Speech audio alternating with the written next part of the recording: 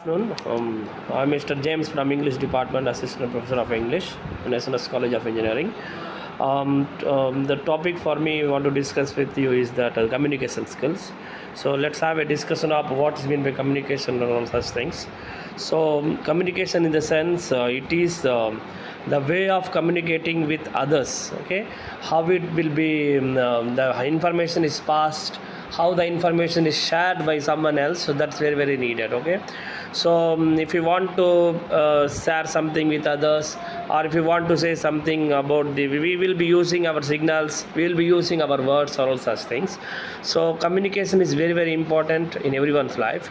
So it is the process of exchanging information, usually through a common system of symbols. That's the main definition of communication. Okay, so there will be many people saying is that, but let us discuss about who has been saying and all such things. Okay, so according to Robert Anderson, communication is an interchange of thoughts, opinions, or information through speech, writing, or signs. Okay, so as per his definition, he says that it is the interchange of thoughts, opinions, and information through speech, writing, or signs. Okay, so according to Georgia theory, he says communication is an exchange of facts, ideas, opinions, or emotions by two or more persons. Moreover, communication is nothing but it tells more about the facts and opinions of the communication between two persons or things. The concept of communication is that it underlies the association as underlies the ability to communicate effectively between the people in the organization or with the outsiders. Okay, so there are number of communication challenges exist at workplaces. Okay, so we will be using many techniques and we will be using many challenges towards our official matters or towards our office places and all such things in workplaces. So without communication, the system will be not right or will be not perfect. So the main concept of communication is that it is closely associated with the ability to communicate effectively both in workplace and also with the outsiders. That's very essential for everyone's life. And the next thing is that I want to say, moreover, the communication tells about it identifying a problem. If there is a problem, we'll be identifying it, right? So that is the thing which will be very used for that. And the next thing, arriving at an appropriate solution.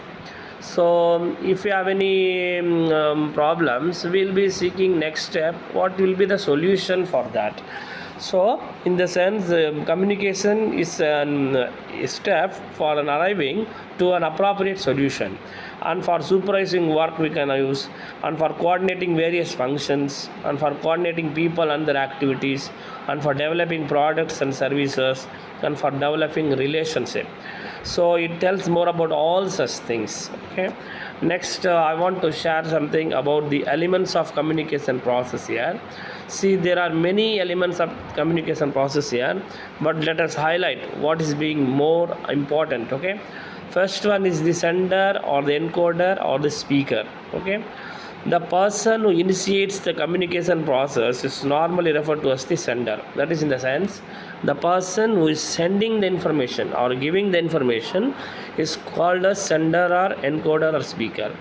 He is the person who communicates the message and is the one who conceives the initial message, the purpose of informing, changing the attitude, opinion, or behavior of the receiver. So to the receiver, he will send a message. Okay, he will communicate the message using many things. The entire burden of the communication then rests upon the sender. So the thing is that it will be the person who is resting all the burdens of communication within himself. Okay, next is the element of the communication process involves the receiver or the decoder or the listener. A receiver is the targeted audience of the message. The receiver gets the message, understands, and tries to perceive the total meaning of the message as transmitted by the sender. So the one who is sending the message will goes to the receiver, and the receiver will deeply analyze the message about being sent or what is being discussed, and he used to manipulate the things and he used to discuss the things what he has been received, and that person's work is for the receivers. Okay, He receives an encoded message who attempts to decode. If the goal of the sender is envisioned as similar to his own, the listener becomes more receptive. The decoding of the message is done in almost entirely the same terms as were intended by the sender. So, what are the messages to be sent by the sender? It is the duty of the receiver to manipulate or to correct or to implement. Okay. Next thing, the elements of the communication process lies under so many things. So far, this is what we have discussed. Okay. Thank you so much.